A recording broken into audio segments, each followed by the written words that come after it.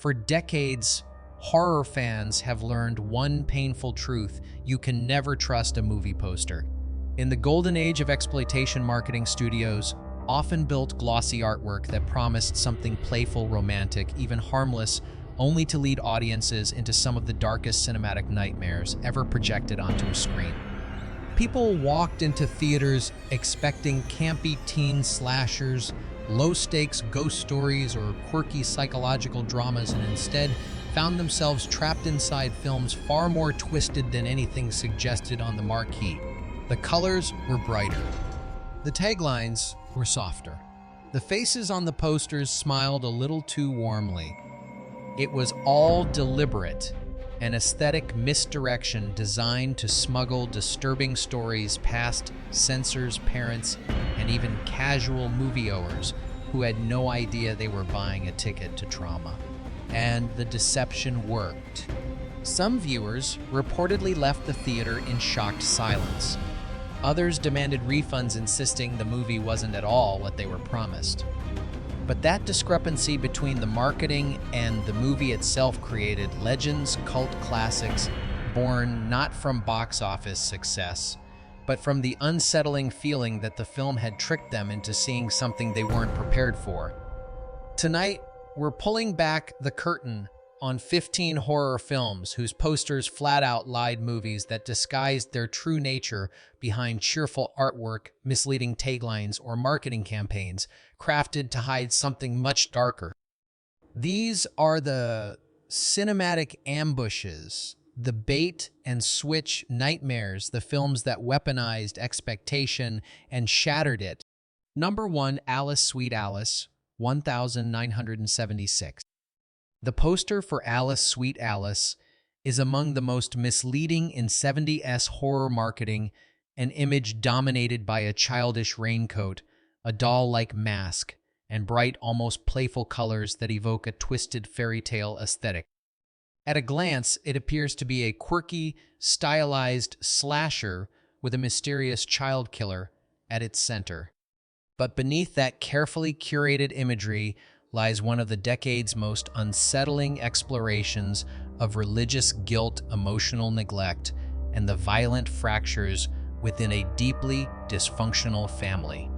The film's true horrors stem not from a masked figure, but from the corrosive effects of repression, jealousy, and the oppressive environment shaped by a community ruled by dogma. The marketing focused on the mask, bright, simple, iconic, while avoiding the psychological brutality that forms the film's spine. The poster never hinted at the suffocating Catholic imagery, the grotesque rituals, or the way the story examines innocence weaponized by circumstance. Audiences who entered expecting a conventional slasher were met with a disturbing dissection of childhood trauma and communal hysteria. Violence in the film is not stylized entertainment. It is messy, intimate, and tied to emotional wounds that fester with every accusation and misunderstanding.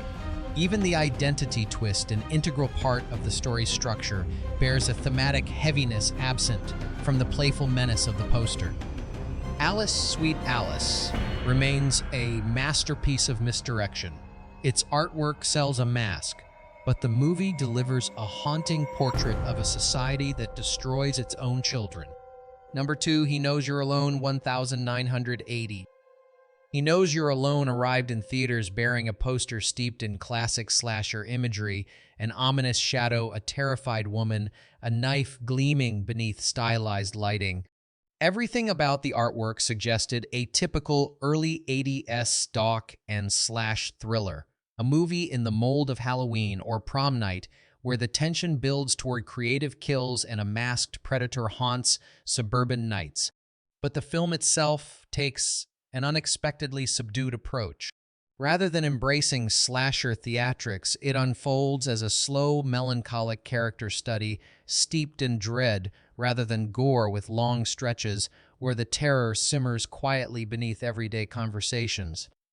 The marketing never hinted at this restraint, instead selling a violent spectacle that the film intentionally avoids.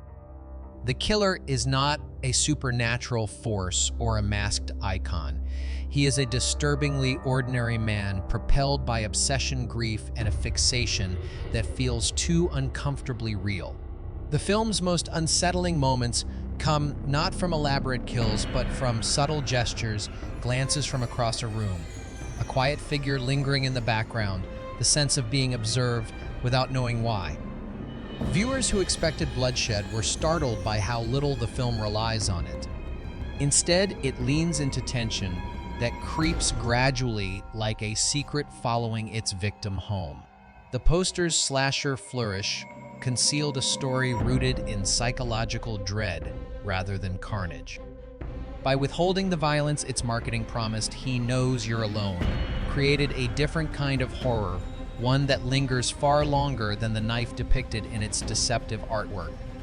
Number 3, Humongous 1982. The poster for Humongous leans into pulpy monster movie aesthetics, oversized lettering, a looming creature implied through shadows, and taglines reminiscent of drive-in creature features.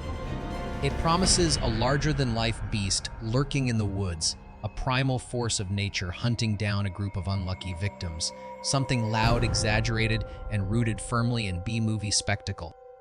But that expectation evaporates almost immediately once the film begins.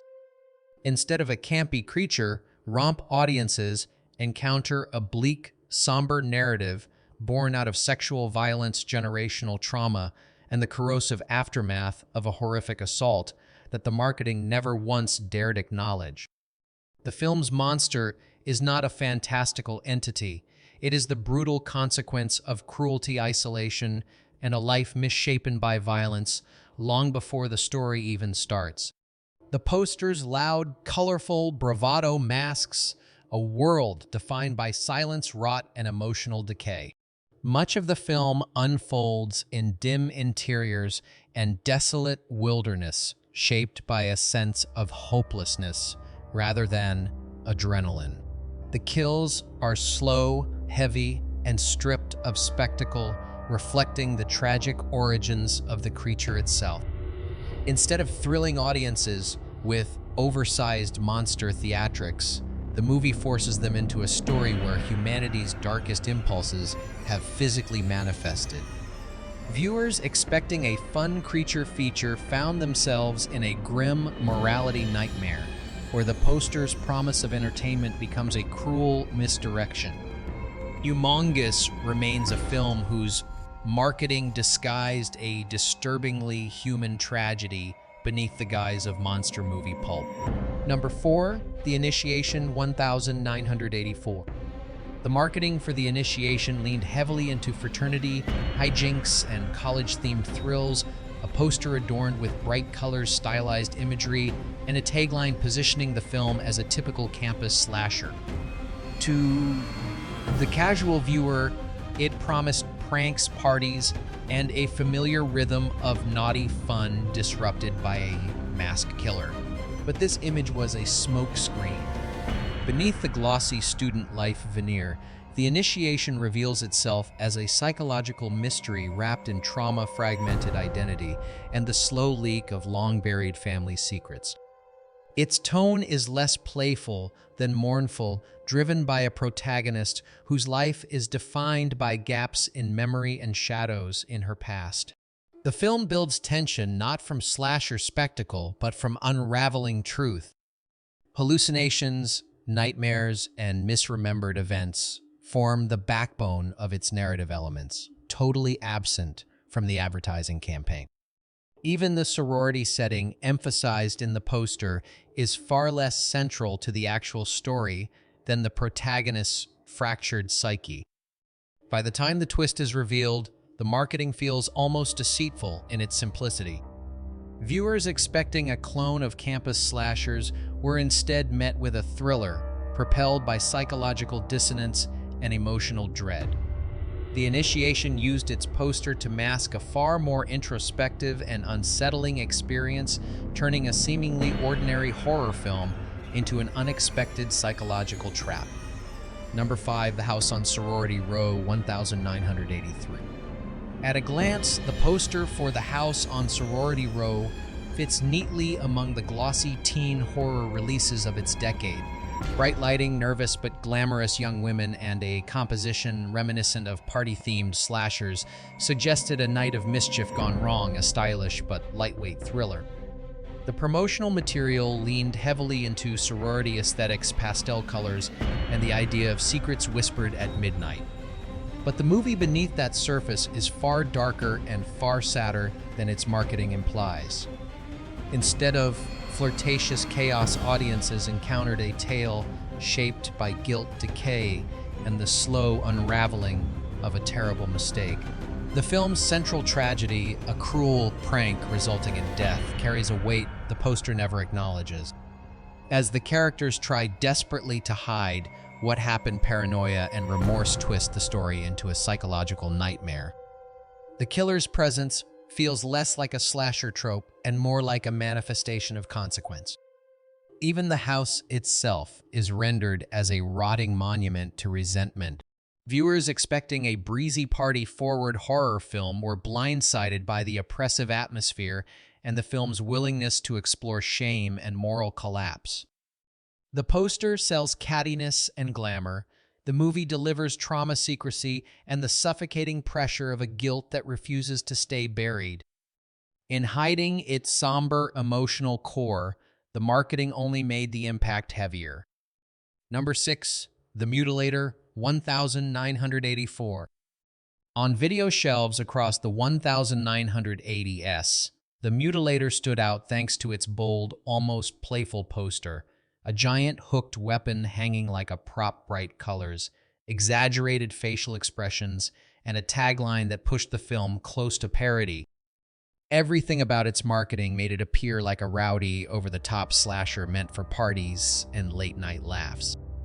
The artwork suggested a film that wouldn't take itself seriously, a goofy bloodbath designed to entertain rather than disturb. But anyone who ventured beyond the poster discovered something much harsher. Beneath its cartoonish marketing lies a surprisingly mean-spirited and emotionally damaged slasher fueled by grief, alcoholism, and a father's obsession twisted into violence. The kills, far from being comedic, are uncomfortably graphic, lingering long enough to make the audience squirm. The tone shifts between melancholy and brutality, creating a dissonance that the marketing never hinted at. The opening tragedy, deeply traumatic and foundational to the character's motivations, contrasts sharply with the poster's almost cheerful slasher aesthetic. Even fans of the genre were caught off guard, expecting camp, but receiving a film steeped in bitterness and emotional rot.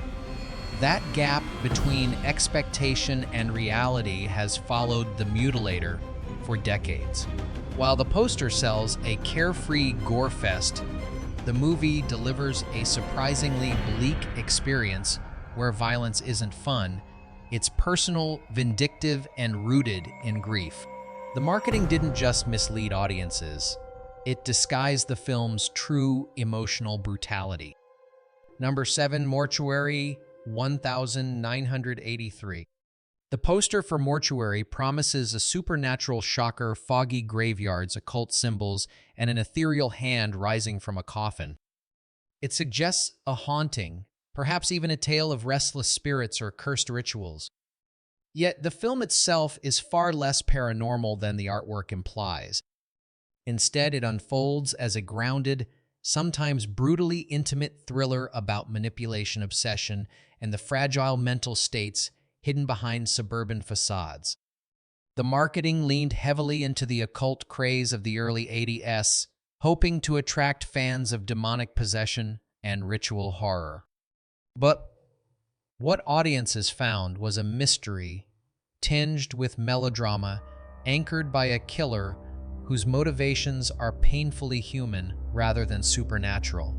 This mismatch created a peculiar viewing experience. Some went in expecting essences, undead entities, or ritualistic terror, only to discover a story about gaslighting, grief, and psychological decay. The kills are quiet rather than theatrical, and the tension derives from interpersonal betrayals rather than mystical forces. Even the film's twist ending, which features a sudden burst of energy and a final shock, feels more like a slasher flourish than the graveyard-haunting nightmare the poster promised. That contrast made the film's grounded horror feel harsher because audiences felt tricked into thinking the danger would be unreal when in truth it was devastatingly human. Mortuary endures as a reminder of how a single misleading poster can reshape an entire viewing experience, turning quiet dread into something far more jarring. Number 8, Curtains, 1983. The promotional artwork for Curtains suggested something operatic and theatrical, a stylish slasher with artsy flair, perhaps a film built around dramatic lighting, eccentric performers, and kills staged like macabre performances. The poster's bold colors and elegant composition gave the illusion of a polished, almost glamorous horror film. Yet Curtains is anything but glamorous. Behind the marketing lies a film infamous for its troubled production, fractured tone, and a darkness rooted not in stylized theatrics, but in the psychological toll of ambition, exploitation, and the brutality lurking within the entertainment industry. Audiences drawn in by the poster's aesthetic polish encountered a fractured nightmare scenes, reshot months apart, characters rewritten or removed entirely, and an atmosphere shaped by paranoia rather than spectacle. The iconic imagery, the masked killer, the ice skating sequence, the eerie doll was barely hinted at in the marketing, which instead leaned on the idea of a refined, almost classy slasher. What viewers actually received was a film dripping with tension, unpredictability, and a surreal disorientation created by its chaotic production history. Moments of stark violence land harder, precisely because the marketing never prepared audiences for the film's crueler, colder edges. The poster's elegance masks a narrative where ambition corrodes, friendships fracture, and reality splinters. Curtains stands as a film whose deceptive artwork sold sophistication but delivered an unsettling descent into jealousy and madness. Number 9, The Majorettes, 1987. At first glance, The Majorettes looks like an upbeat teen slasher, complete with cheerful poster art featuring bright school colors, marching uniforms, and a tone that hints at late 80s high school mischief. Nothing in its marketing suggests the bleak thematic undercurrent that actually drives the film. The poster implies a breezy, camp-friendly story about cheerleaders and pep squads facing a masked killer, the kind of VHS rental aimed at teenagers seeking guilty pleasure thrills. But once the movie begins, it becomes clear how drastically the promotional imagery misrepresented it.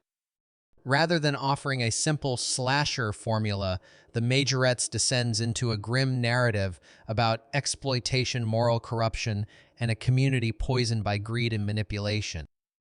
The film intertwines its killings with plot lines about sexual coercion, vigilantism, and systemic rot hiding beneath suburban normalcy.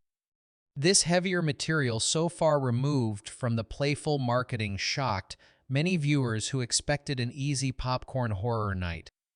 The violence is not stylized for entertainment. It's abrupt, uncomfortable, and framed, with a seriousness that makes the poster feel like a deliberate act of misdirection.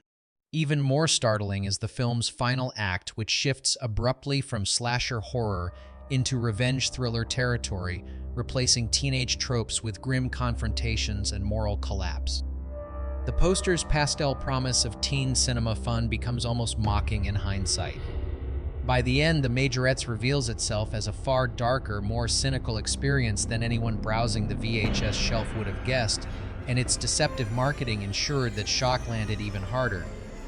Number 10, Happy Birthday to Me, 1981. Few horror posters have misled audiences as effectively as the one for Happy Birthday to Me. The iconic image, a teenage boy about to be skewered through the mouth by a shish kebab, suggests outrageous slasher spectacle, a film packed with wild kills and absurd, over-the-top moments. The trailer reinforced this expectation with rapid cuts, exaggerated taglines, and a tone bordering on playful shock value. But the actual film is far from the cartoonishly violent romp its marketing promised. Beneath the sensational poster lies a twist-heavy psychological thriller driven by memory loss, identity fractures, and emotional disintegration rather than body count theatrics. The movie spends much of its runtime weaving an intricate mystery surrounding its protagonist Virginia, whose traumatic past is revealed through fragmented flashbacks and hallucinations. The kills, contrary to marketing, are not gleefully outrageous. They are methodical, unsettling, and tied deeply to her unraveling mental state. This disconnect between advertising and reality left many viewers confused. Those expecting a campy slasher found themselves navigating a moody, paranoia-soaked narrative that borrows more from psychological horror than its promotional imagery ever implied. Even the infamous kebab scene glorified on posters is not representative of the film's tone. Happy Birthday to Me is a classic example of how a studio used a sensational visual hook to hide a far more somber and complex story underneath one that lingers not because of gore, but because of the tragedy at its core. Number 11, American Gothic 1987. The poster for American Gothic evokes a quirky, almost playful sense of backwoods horror, a movie that might flirt with camp, embrace oddball characters, and lean into the exaggerated tone often associated with late 80s genre release. The smiling faces, stylized artwork, and off-kilter charm of the promotional materials made the film look like a dark comedy with horror accents. But what audiences encountered was something far more grotesque. Beneath the veneer of eccentricity lies a deeply unsettling film about a family frozen in time, governed by rigid fanaticism and a worldview rotted by trauma and repression. Its horrors are not exaggerated or comedic, they're suffocating. The marketing obscured the severity of this world. None of the posters or taglines suggested the psychological torment at the film's core, the emotional decay of its antagonists, or the way the story spirals into a confrontation with madness. The killers are not cartoonish. They are chillingly convinced of their righteousness. And when the protagonist's fragile psyche begins to crack, the film plunges into territory far darker than anything advertised. Many viewers, misled by the artwork, were stunned by the film's grim turns and emotionally brutal climax. American Gothic remains a prime example of deceptive marketing. Its posters suggest eccentric fun, but the movie delivers a harsh, almost suffocating descent into cruelty masked by politeness. Number 12, The Dorm That Dripped Blood 1982. The poster for The Dorm That Dripped Blood is drenched in the visual language of a cheap, straightforward slasher, a shadowy figure, a weapon raised mid-strike, and a bright red title that promises familiar thrills. Nothing in its marketing hinted at the cruelty, bleakness, or nihilism embedded deep within the actual film. To casual viewers, the artwork suggested a simple campus horror ride, something formulaic, energetic, and easy to digest. But once the lights dimmed, audiences found themselves inside a far more abrasive experience. The movie operates in a space between grindhouse brutality and psychological collapse, filled with grimy textures, oppressive silence, and moments of violence that feel too raw for the promotional imagery that sold it. The trailer played it safe, advertising predictable slasher pacing and youthful antics. But the film's true power lies in its bleak atmosphere, abandoned hallways that echo with dread, a sense of isolation that grows heavier with every scene, and unexpected violence that arrives without the comforting rhythm usually found in 80s slashers.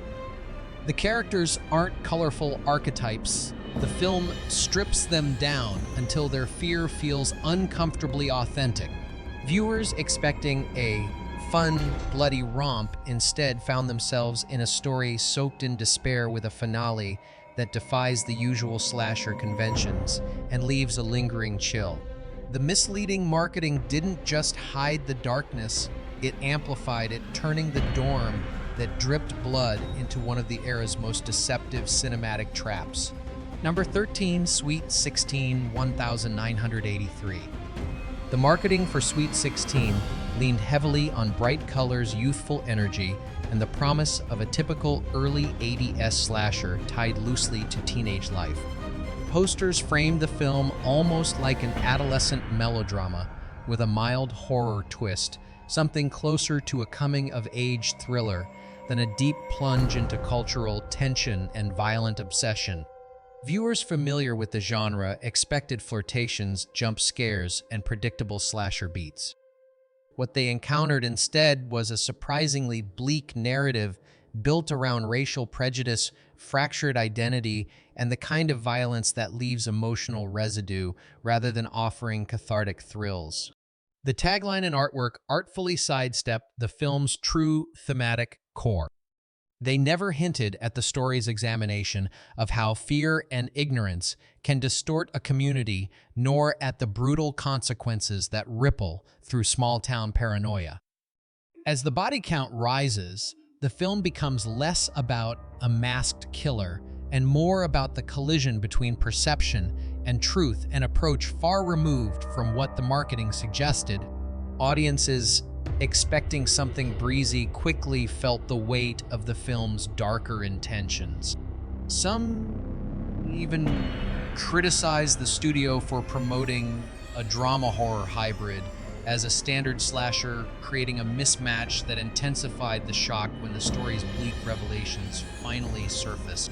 Sweet 16 remains a striking example of a film whose poster promised one thing and quietly delivered something far more disturbing. Number 14, The Silent Scream, 1979. At first glance, The Silent Scream appears to be a modest college-set thriller, its poster decorated with soft-focus photography and taglines that gesture toward a mainstream slasher experience. The marketing emphasized familiar tropes, carefree students, coastal scenery, and a hint of danger, but nothing truly alarming. To anyone studying the artwork, the film looked interchangeable with countless late 70s teen chillers designed for light weekend viewing. But when audiences actually sat down to watch it, they encountered something far more oppressive. Beneath its glossy exterior lies a claustrophobic, psychologically driven horror tale anchored in madness, isolation, and hidden family secrets festering within a decaying seaside mansion. The trailer avoided revealing the story's most disturbing elements: the locked rooms, the unstable matriarch, and the fragments of violence stitched into the film's atmosphere like old scars. Instead, it sold the film as an energetic, youthful slasher. Viewers expecting playful kills and familiar pacing quickly realized they had been misled.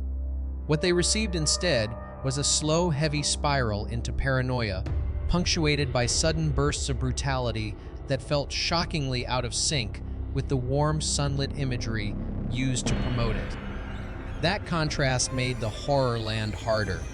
For many, it felt like the movie had tricked them into lowering their guard. The Silent Scream endures precisely because of that deception, a story far darker than its poster dared admit. Number 15, The Baby, 1973. The poster for The Baby presents itself like an offbeat family drama, an image softened by warm colors and a tagline that suggests quirky domestic tension rather than dread. Nothing about its marketing materials prepared audiences for the deeply unsettling horror narrative lurking beneath the surface. Viewers walked into theaters expecting a strange but harmless character study, only to meet a story about a grown man forced to live as an infant imprisoned psychologically and physically by a family whose intentions are far more sinister than the poster ever dared reveal. The film's marketing avoided any direct mention of its disturbing themes, infantilization, abuse, and the twisted power dynamics that fuel its plot. Instead, it lured audiences with a deceptive aesthetic, using gentle compositions that echoed mainstream dramas of the era. When the truth unfolded on screen, people felt betrayed. Some critics at the time described the experience as walking into the wrong movie, convinced the theater had mixed up the reels. The quiet horror of the baby builds slowly, almost methodically, until the smiling, innocent imagery used to sell the film feels like a cruel joke. By the time the final scenes arrive with their shocking inversion of power, the audience has been dragged far from anything the poster promised. It remains one of the most jarring bait-and-switch experiences in 70s horror, a film whose marketing lied with such confidence that its eventual darkness felt even more suffocating. BON-USFILM Lady in a Cage 1964. The promotional artwork for Lady in a Cage is steeped in the visual vocabulary of mid-1960s suspense thrillers, bold fonts, dramatic angles, and a glamorous image of Olivia de Havilland, framed as if she were about to face a sophisticated psychological duel rather than a descent into absolute terror. The poster sells a tense but elegant chamber thriller, the kind of polished Hollywood suspense that relies on clever staging and refined dialogue. Yet the movie hiding behind that facade is far more brutal, far more confrontational, and far more disturbing than anything its marketing dared to reveal. Audiences expecting a stylish mystery were instead trapped inside a grim, suffocating nightmare that pushes far closer to exploitation horror than the studio would ever admit. The film centers on a woman immobilized inside her own home, stranded inside an elevator cage, when a power outage leaves her suspended between floors. What unfolds is not a delicate psychological game, but a raw, chaotic invasion by predatory drifters who tear apart every fabric of civility. The poster omits the film's most harrowing truths: the cruelty of the home intruders, the escalating violence, and the bleak commentary on a society eroding from within. De Havilland's character is not merely threatened. She is emotionally and physically dismantled, forced to confront the world's savagery through the bars that imprison her. Viewers who entered expecting a Hitchcock-style thriller found themselves overwhelmed by the film's willingness to cross into territory rarely touched by mainstream cinema of its era. Its brutality feels shocking even today, intensified by the stark contrast between its elegant marketing and the raw nightmare that plays out on screen.